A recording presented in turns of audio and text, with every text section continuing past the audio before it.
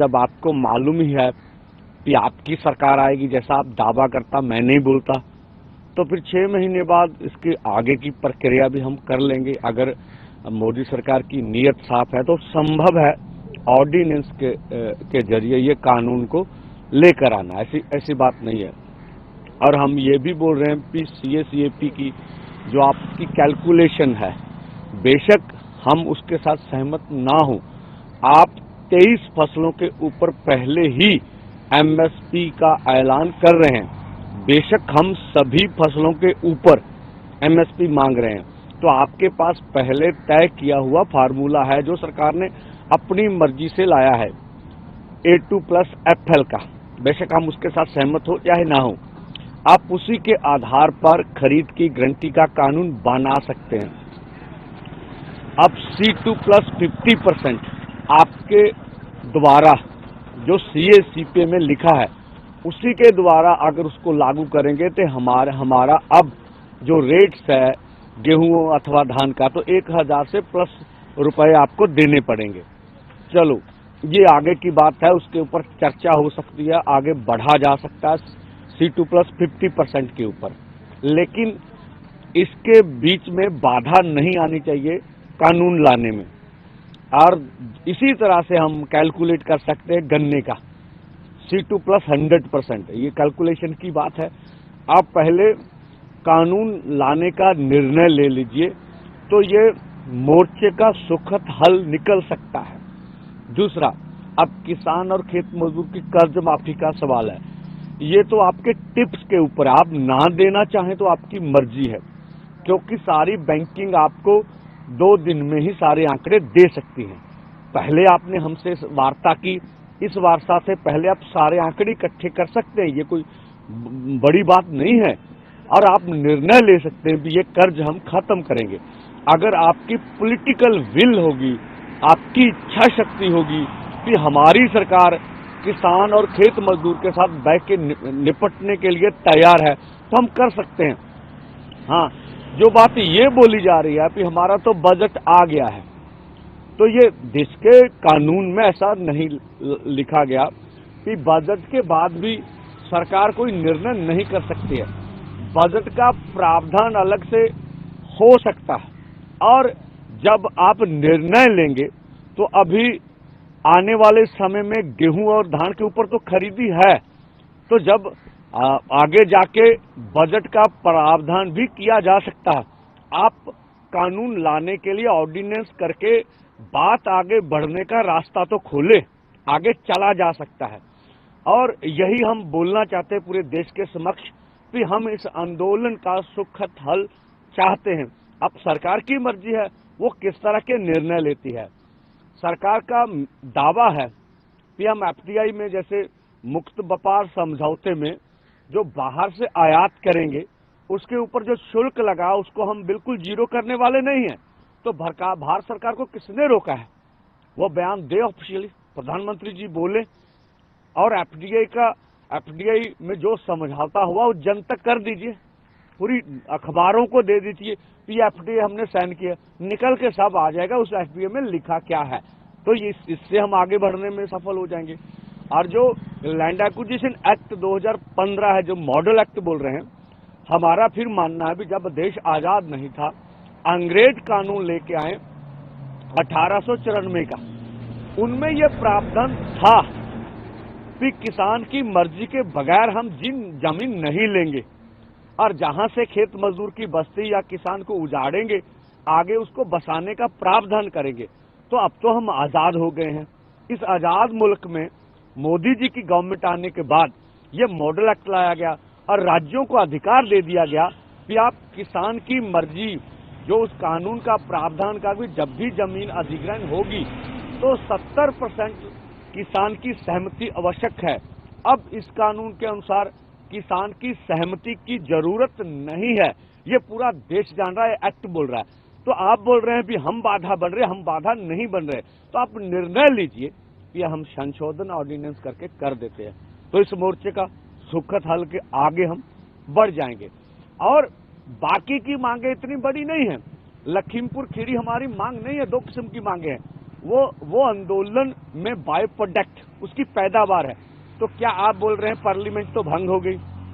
ठीक है, बेशक हम ऐसा नहीं मानते, अभी आपके पास समय है, चलिए ये भी मान लीजिए। तो फिर क्या अजय मिश्री टानी को अभी मंत्रिमंडल से बाहर नहीं किया जा सकता? पूरे देश को सुखद संदेश नहीं दिया जा सकता? ये आपके पास निर्णय है। उनके ऊपर 20B का पर्चा है, आप उसको गिरफ्तार कर सकते हैं, तो संदेश अच्छा जाएगा किसान आंदोलन को कि हम आपकी मांगों के ऊपर आगे बढ़ रहे हैं।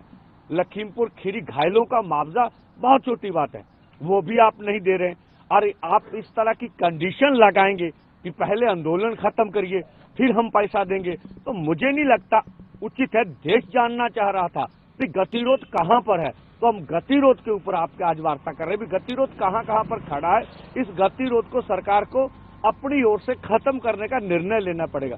और भी मांगे हैं हमारी, उनके ऊपर भी चर्चा हुई है। चर्चा करके फैसला तो असल में सरकार को करना है, ठीक है। जैसे हम बोलते हैं नरेगा, आपने पॉलिसी तो बनी है, उसका बजट बढ़ाने का सवाल है, 200 दिन करना है और मजदूर को रोजगार देना है, तो ये कौन सी बड़ी बात है? आप अभी निर्णय ले सकते हैं, आपने बजट बढ़ाना है, उसी का कार्यक्रम करना, ये आगे जाके हो सकता है, पर आपकी नीति तो स्पष्ट हो गई। तो ये बातें हैं। जैसे देखिए सरकार क्या निर्णय ले, हम तो चाहते हैं हमारा काम कीजिए। आप क्या किस ढंग से हमारा काम कर देंगे ये आपकी मर्जी है।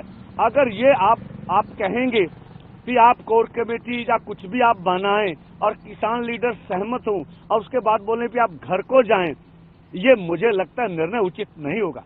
ठीक है जी, कल भी टीयर गैस से शांति वार्ता चल रही, आपने पहले भी कहा था कि ये टीयर गैस बंद करे तो हम शांति वार्ता कर सकते हैं। कल भी टीयर गैस 2 बार चलाए गए, उस पर आगे कहना? हाँ देखिए, आप भी वहां पर खड़े हैं, तो हमारी ओर से तो पहले भी शांति थी, अब भी शांति है, ऐसी कोई बात नहीं। अब मुझे नहीं मालूम लगता कि कुछ इस तरह का क्या सामने आता है, जिस तरह से टीयर गैस, और वो भी बहुत कम, मुझे लगता है एक दिन में शायद एक आध बार। तो मुझे लगता है ये वार्ता से पहले उचित नहीं होगा। सबको संयम बरतना चाहिए। हम सभी देश के किसान, मजदूर, युवाओं सबको बोलना चाहते हैं कि हमारा पीसफुली ढंग से प्रोटेस्ट कर इसको आगे लेके जाना चाहते हैं। ये आंदोलन हमारी ओर से पूरी तरह पीसफुल रहेगा और इस आंदोलन को हम पीसफुल रख के हम जीत की ओर बढ़ रहे हैं। आप देखेंगे सब मांगों का हल होगा। आपके आंदोलन में कोई हाईजैक करने कुछ पार्टियां जुड़ चुकी हैं, कोई खालिस्तान के नाम लगाता है, कुछ आपके आंदोलन में खराब किया, आप उस पर क्या कहना चाहिए? देखिए, हमारा आंदोलन के ऊपर पूरा निरंतरण है। ये कुछ चैनल ये गलत प्रचार प्रोपेगेंडा कर रहे हैं। हमारा किसान मजदूर की मांग के अलावा कोई और एजेंडा है ही नहीं, तो उसको जबरदस्ती हमें बदनाम करने के लिए बोला जा रहा है। ऐसा बिल्कुल नहीं। हमारा नियंत्रण है पूरी तरह अपने आंदोलन के ऊपर, और हम सरकार से वार्ता के माध्यम से अपनी बात को रखकर मसलों का हल चाहते हैं। हाँ, अगर सरकार जानबूझकर हमारी मांगे नहीं मानेगी तो फिर उसके आगे बढ़ना या आंदोलन को आगे लेके जाना ये हमारी मजबूरी होगी, शौक नहीं होगा। अजय, किसान शहीद कोई और मदद मांगने का कागज या सेंट्रल गवर्नमेंट भी चाहे कि उससे मदद करे? हाँ देखिए, चाहिए तो सही सेंट्रल गवर्नमेंट को, उन्होंने पहले भी नहीं कुछ दिया, अब भी नहीं। पंजाब गवर्नमेंट ने 5 लाख का अनाउंसमेंट बोली है, अच्छी बात। आज उसके पैतृक गांव में 12 बजे उनका अंतिम संस्कार होगा। जो वहां के आसपास के गांव है वो जरूर उस ये शहीद है पूरे किसान मजदूर आंदोलन का, वहां पहुंचना चाहिए। उनको जो है पूरे सम्मान के साथ उनका संस्कार किया जाना चाहिए। किसानों को क्या संदेश देंगे? संयम बनाए रखें, क्योंकि काफी दिन हो गए उनको भी अक्रोश चल के अभी तक बात भी सुनी गई। देखिए, इस तरह का कोई नहीं है। किसानों के पास संयम है, धैर्य है, वो बैठे हैं, ऐसी कोई बात नहीं है। हाँ, किसान के मन में गुस्सा जरूर है, जिस तरह से जो कुछ हमारे ऊपर जबर किया जा रहा है और जिस तरह से हमारी मांगों को इग्नोर किया जा रहा है, जिस तरह से मंत्री महोदय के बयान आते हैं, ये बातें संभव नहीं है। तो इन बयानों के ऊपर जो आक्रोश है, और हम चाहते हैं कि बिल्कुल इसका सही ढंग से हल निकले। और कहते हैं ये देश सभी का है, फांसी फिरकुवादी एजेंडा इस देश का नहीं हो सकता। ये देश सेकुलर देश है, सभी का देश है। ये एजेंडे पर देश को बढ़ना चाहिए और आगे जाना चाहिए। सभी का ये देश है, और हम कहते हैं हमें अपनी मांगों को मनाने के लिए इस देश का संविधान पीसफुली ढंग से आंदोलन करने का हक देता है, जो भारत सरकार को हमसे छीनना नहीं चाहिए। अजय मिश्रा टैनी को अगर कोई होगा, ऐसा नहीं है ना, आप तोड़ के नहीं कह सकते एक बात को भी एक मंत्रिमंडल से निकाल दिया तो क्या किसान आंदोलन खत्म हो जाएगा, ऐसी बात नहीं है। सभी बातें इंटरकनेक्ट करती है। हम तो बोल रहे हैं आप ऑर्डिनेंस लाइए, एमएसपी कानून के ऊपर आगे बढ़ा जा सकता है, ये गतिरोध टूटेगा, ये आपके हाथ में। आप यक मुक्त ऑर्डिनेंस कर सकते हैं, आगे की बातों के लिए आगे कुछ प्रक्रिया बनाकर बढ़ा जा सकता है।